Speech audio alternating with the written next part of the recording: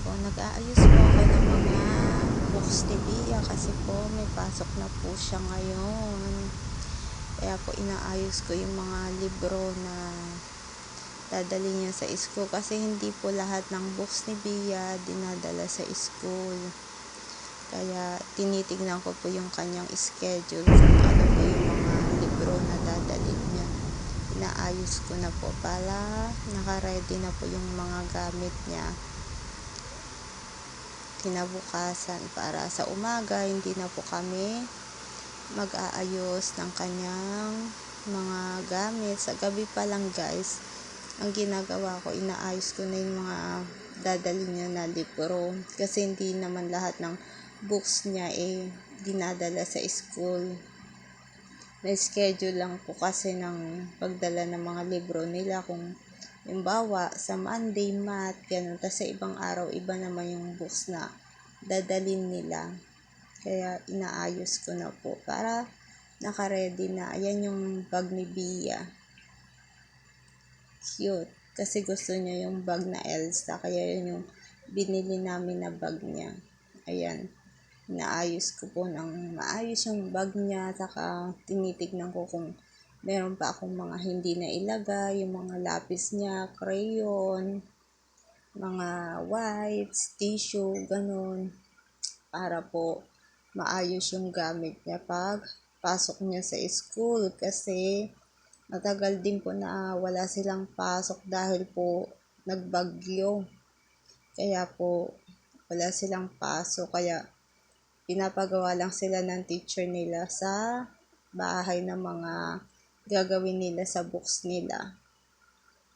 May mga activity lang siyang ginagawa. Ayan, habang nagbibideo ako, gumagawa ako ng content ko Ayan, kinuha ni Bia yung cellphone at siya na yung nag-video. Cute ni Bia. Ayan o.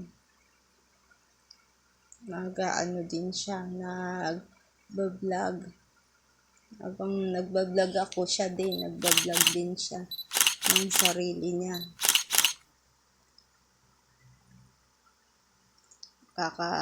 Lang niya yan, kakagising lang ni Bia yan.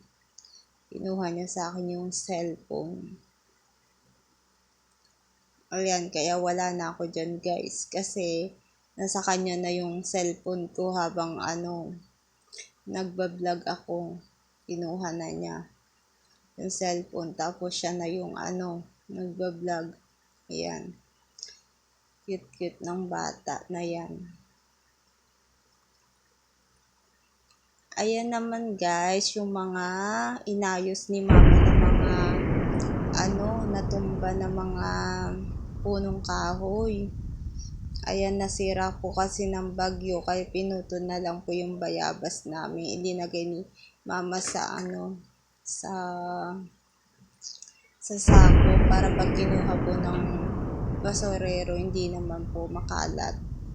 Kasi hindi po kasi nila kukunin kapag hindi nakaayos. Yan. Maulan pa rin guys yung ating panahon. Minsan hihinto, minsan uulan. Kaya mag-iingat po tayo lagi mga guys sa ating mga pupuntahan.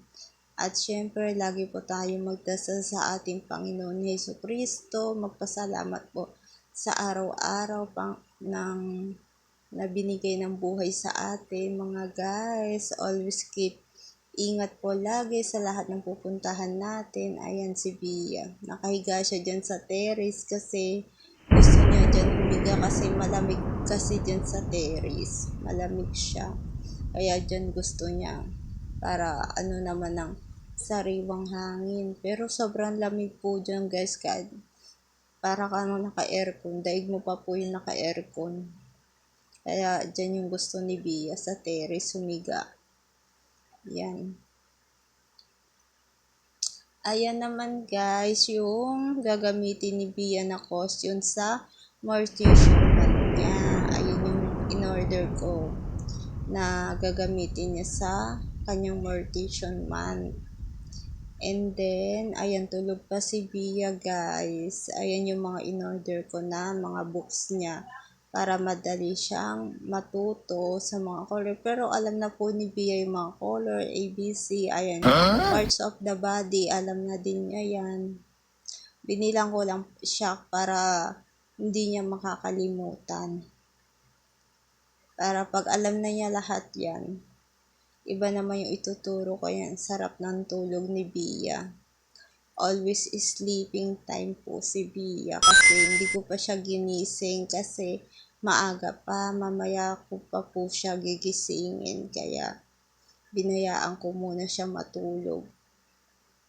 Ayan, kasi ngayon po yung gaganapin yung kanilang mortician. Thank you for watching! Bye-bye!